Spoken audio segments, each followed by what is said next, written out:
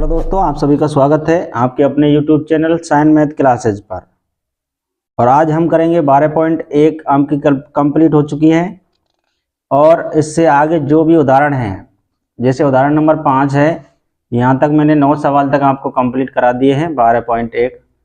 अभी हम करेंगे उदाहरण नंबर 5 और जितने भी उदाहरण आगे दे रखे हैं उन सभी को कंप्लीट करते हुए चलेंगे। फिर आपको 12.2 प्रश्नावली स्टार्ट करवाएंगे। इससे पहले आपको हम उदाहरण करवाएंगे। सभी आपको बने रहना है वीडियो में, वीडियो को शुरू से अंत तक देखिए।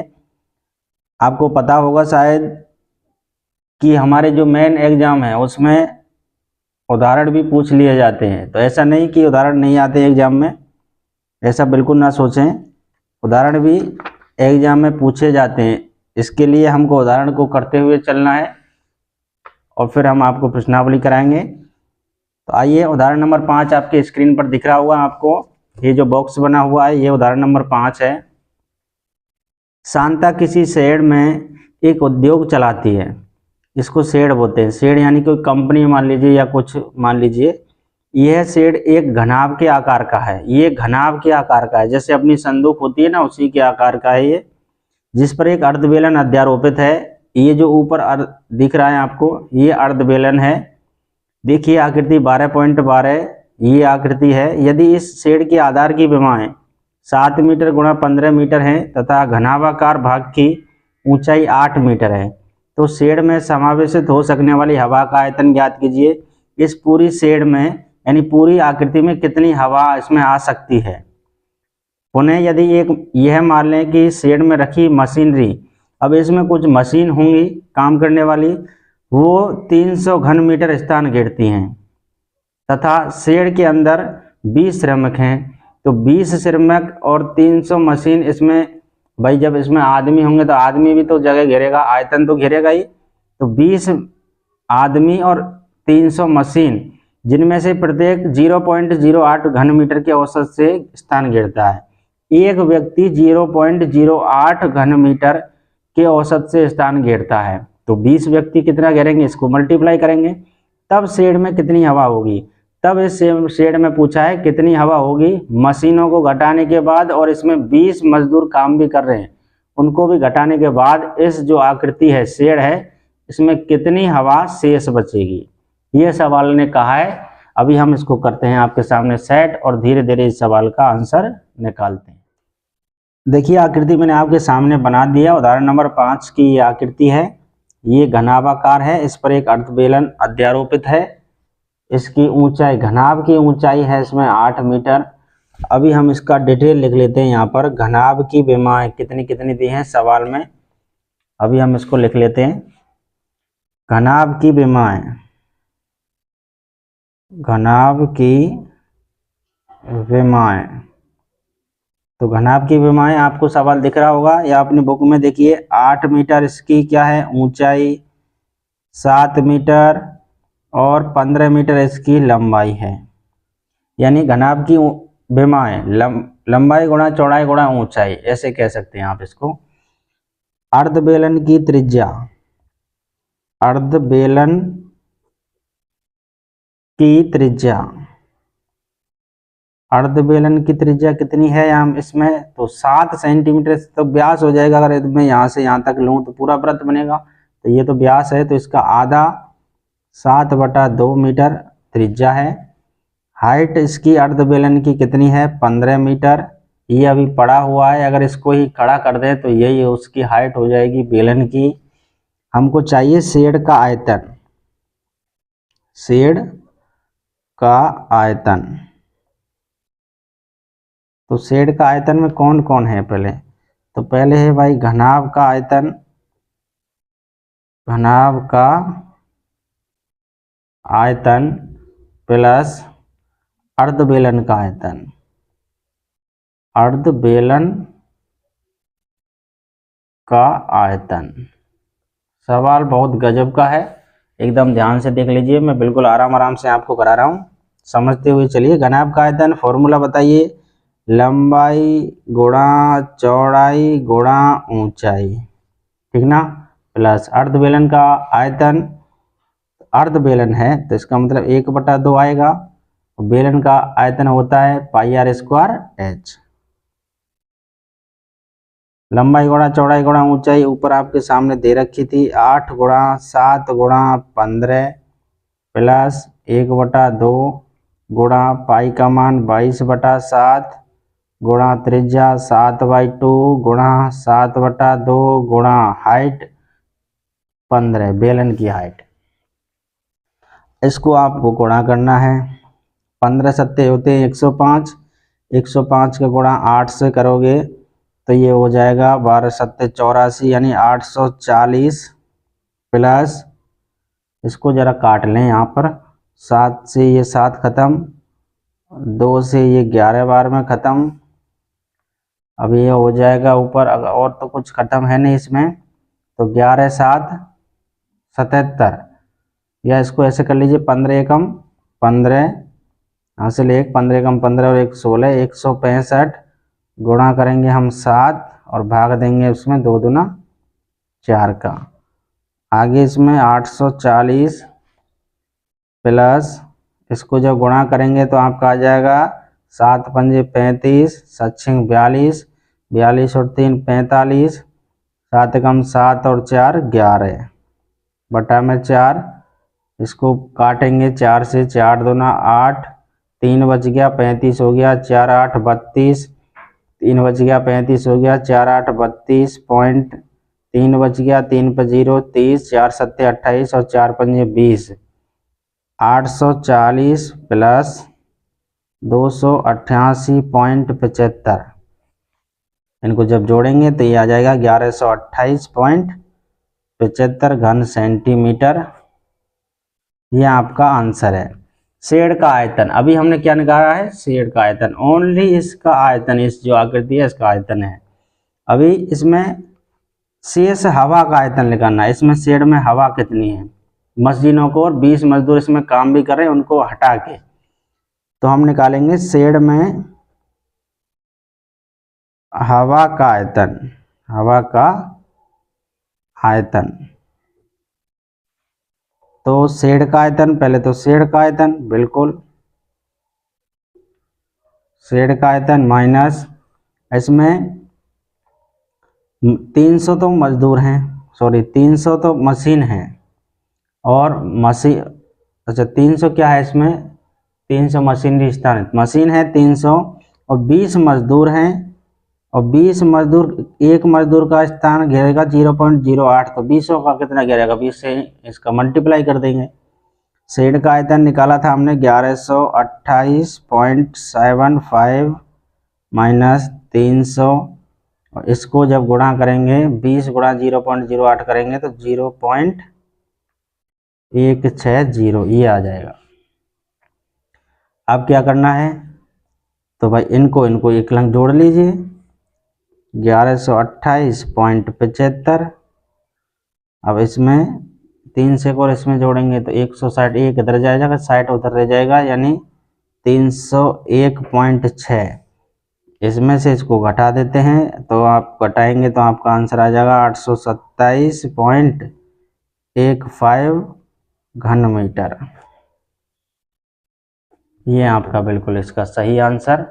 एक बार शुरू से इस सवाल को नोट कीजिए जल्दी से। नेक्स्ट उदाहरण नंबर 6। उदाहरण नंबर 6 आपकी स्क्रीन पर आपको दिख रहा होगा। एक जूस बेचने वाला अपने ग्राहकों को आकृति 13.13 मैंने आपको सामने भी बना रखी है, यहाँ पर मैं दर्शाए गिलासों से जूस देता है। ये जो गिलास दिख रहा है ना, इससे आपको जूस देता है।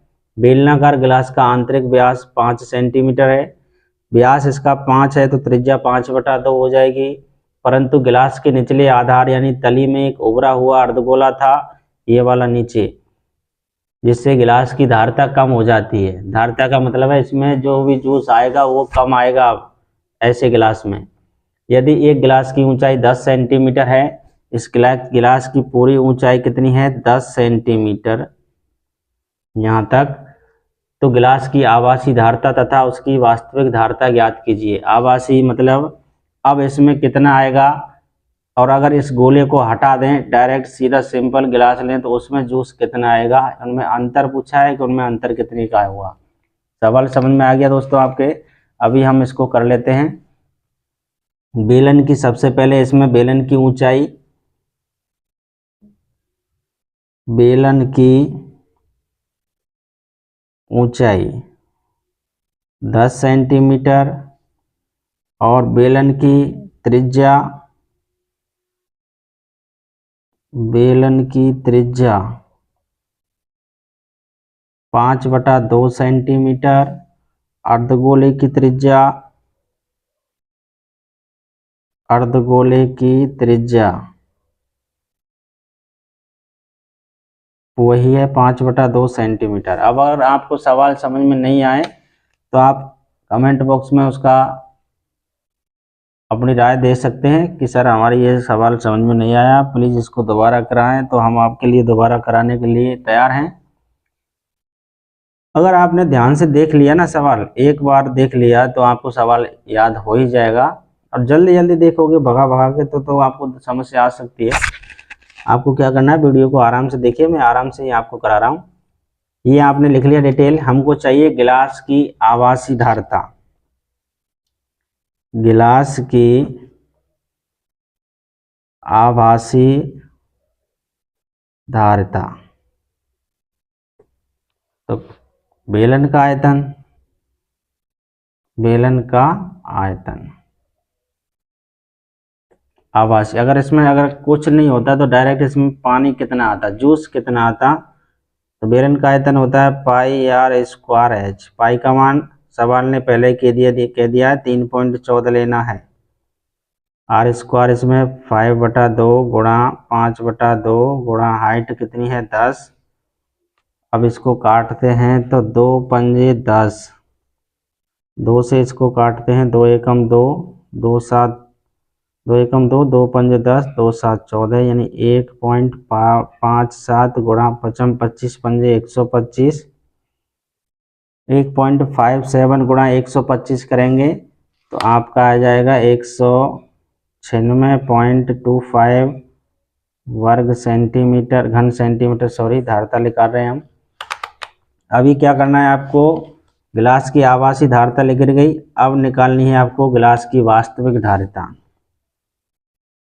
गिलास की वास्तविक धारिता, वास्तव में इसमें कितना पानी आएगा, तो भाई बेलन का आयतन, बेलन का आयतन में से अर्धगोले का आयतन घटा देना है, अर्धगोले का आयतन घटा देना है। बेलन का आयतन हमने अभी निकाला था कितना, 196.25 माइनस अर्धगोले का आयतन 2/3 इंटू πr³ 196.25 माइनस 2/3 गुणा 3.14 गुणा 5/2 गुणा 5/2 गुणा 5/2, 196.25 माइनस, अब इसको काटते हैं, 2 से ये 2 खत्म है, 2 से 1.57 बार में ख़त्म है, तो 157, इसका जब गुणा करेंगे तो कितना आएगा, इसमें 7 5 12 13, अब कटेगा नहीं, 55 25 पंजे 125, 125 गुणा 1.57 करेंगे तो आपका वही आ जाएगा 196.25, और नीचे भाग कितने का देना है, 3 दूनी 6, 196.25 भाग देंगे इसका तो 6 तिया इसमें होते हैं 18, एक बच गया 16 हो गया, 3 पंजे, अच्छा 6 तिया 18, एक बच गया 16 हो गया, 6 दूनी 12, 6 तिया 18, 6 दूना 12, 2 बार 4 बच गया, पॉइंट लगा के 42 हो गया, 6 7 42, और इसमें अब ये जाएगा नहीं, 1 0 वर्ग घन सेंटीमीटर। ये अब इसमें से आप घटा लीजिए 196.25 में से, तो आपका आंसर आ जाएगा 163.54 घन सेंटीमीटर। ये आपका आंसर है। चेक कर लीजिए एक बार सवाल को। उदाहरण नंबर 6 कंप्लीट। नेक्स्ट उदाहरण नंबर 7। उदाहरण नंबर 5, एक ठोस खिलौना एक अर्धगोले गोला के आकार का है। ये जो खिलौना है ये अर्धगोले के आकार का है, जिस पर एक लंब वृत्तीय शंकु आरोपित है। ये वाला शंकु आरोपित है इस पर, और आधार का व्यास, अच्छा, शंकु की ऊंचाई 2 सेंटीमीटर और आधार का व्यास 4 सेंटीमीटर। शंकु की ऊंचाई कितनी है? 2 सेंटीमीटर, और आधार का व्यास कितना है? 4 सेंटीमीटर।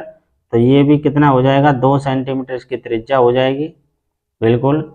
इस खिलौने का आयतन निर्धारित कीजिए। यदि एक लंब वृत्तीय बेलन इस खिलौने के परिगत हो तो बेलन और खिलौने के आयतनों का अंतर बताइए। लंब वृत्तीय बेलन ऊपर है इसके, इसका आयतनों का अंतर बताना है। शंकु, अर्धगोला और बेलन, तीन चीज है इसमें। तो शंकु, अर्धगोला और बेलन की त्रिज्या, तीनों की त्रिज्या इसमें सेम है, 2 सेंटीमीटर। शंकु की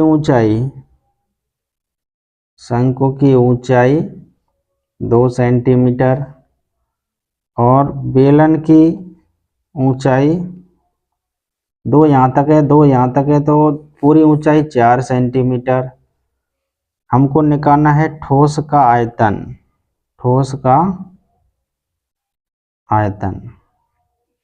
शंकु का आयतन प्लस अर्धगोले का आयतन। शंकु का आयतन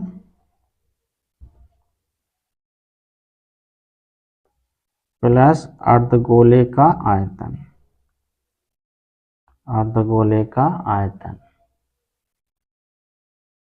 शंकु का आयतन 1/3 पाई आर स्क्वायर एच प्लस, और अर्धगोले का आयतन 2/3 पाई आर क्यू।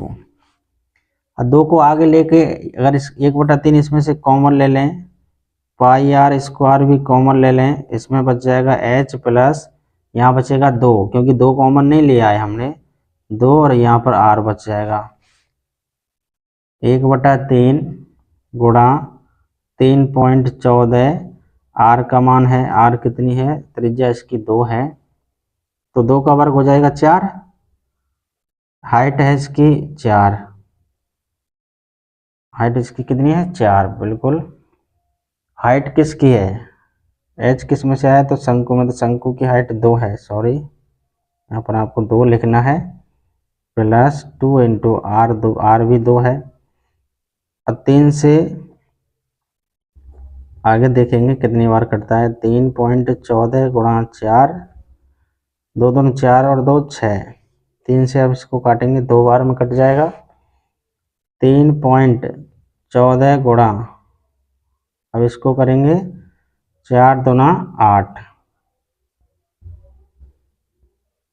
3.14 गुणा 8 करेंगे तो ये आ जाएगा आपका 8 चौका 32, 8 अच्छा 25, 25.12 घन सेंटीमीटर। ये आप आ जाएगा ठोस का आयतन। अभी हमको निकालना है बेलन का आयतन। बेलन का आयतन, भाई अंतर भी तो निकालना है, तो पूरे बेलन में से इसको घटाएंगे तब निकलेगा। बेलन का आयतन पाई आर स्क्वायर एच 3.14 गुणा 2 गुणा 2 गुणा हाइट भी 2, 3.14 गुणा 2 दून 4, 4 दूना 8, 3.14 गुणा 4, अच्छा पाई का मान 3.14, त्रिज्या कितनी है इसकी? अच्छा यहाँ बेलन की ऊंचाई तो 4 है इसमें, 4 दून 8, 8 दून 16 है बेगा। 16 का जब इससे मल्टीप्लाई करेंगे 50, 16 × 48 यानी 50.24 घन सेंटीमीटर आ जाएगा बेलन का आयतन। अब बेलन और ठोस के आयतनों का अंतर पूछा था हमसे। बेलन और ठोस के आयतनों का अंतर, भाई एक वीडियो बनाने के लिए आपके लिए बहुत मेहनत लगती है। आप तो शायद ये सोचते होंगे कि ये ऐसा वीडियो डाल दिया, समझ में नहीं आ रहा है, कुछ समझ में आ रहा है फिर भी आप लाइक नहीं करते हो। तो आपको पता है एक वीडियो बनाने के लिए बहुत मेहनत लगती है। 15 मिनट की वीडियो बनाने के लिए उसमें 2 घंटे की मेहनत लगती है, तब भी आप इसको लाइक, सब्सक्राइब और शेयर नहीं करते हो। आपका कोई चार्ज थोड़ी लग रहा है सब्सक्राइब करने में या कमेंट करने में। अगर आपको प्रश्न अच्छे लगे, आपको समझ में आए, तो आप लाइक कीजिए, सब्सक्राइब कीजिए चैनल को। बेलन और ठोस के आयतनों का अंतर। हम कोई कॉमेडी चैनल तो है नहीं हमारा जो आपको आपका मनोरंजन कराएं। हमारा स्टडी से संबंधित चैनल है। अगर आप 10th में है या आपके कोई भाई बहन 10th में है, तो आप इस वीडियो को उनको दिखा सकते हैं। कॉमेडी चैनल का क्या है, कॉमेडी चैनल तो सभी देखते हैं, उसको आप सब्सक्राइब कर लेते हो, लेकिन जो आपके काम की चीज़ है उसको आप सब्सक्राइब नहीं करते हो, देखते भी नहीं हो। बेलन और ठोस के आयतनों का अंतर। कृपया ऐसा ना करें, आप चैनल को सब्सक्राइब कीजिए और जितने भी छात्र हैं जो 10th में हैं उनके लिए इस वीडियो को शेयर कीजिए। आयतनों का अंतर। पहले बेलन का आयतन और फिर बेलन के आयतन में से उस ठोस का आयतन हम घटाएंगे। सबसे पहले हम लिखेंगे बेलन का आयतन, इसमें से हम ठोस का आयतन घटा देंगे। बेलन का आयतन निकल के आया था 50.24, इसमें से घटाना है 25.12 और घटाएंगे तो आपका आ जाएगा 25.12 घन सेंटीमीटर। ये आपका इस सवाल का आंसर है। 7 नंबर उदाहरण हो चुका है। दोस्तों एक बार दोबारा से इस सवाल को देख लीजिए ऊपर से। आपको YouTube पर कहीं वीडियो नहीं मिलेगी इस प्रकार से जो आपको समझा के अच्छे से सवालों को कर बताए। दोस्तों आज की वीडियो को बस यहीं पर रहने देते हैं। दोस्तों आज की वीडियो को यहीं पर ख़त्म करते हैं। मिलते हैं आपके साथ नेक्स्ट वीडियो में। तब तक के लिए थैंक यू, और ज़रूर चैनल को सब्सक्राइब करके जाना है। अगर जो भी विद्यार्थी इस वीडियो को देख रहा है तो चैनल को ज़रूर सब्सक्राइब करना है। ओके, बाकी आपकी मर्जी है। Thank you.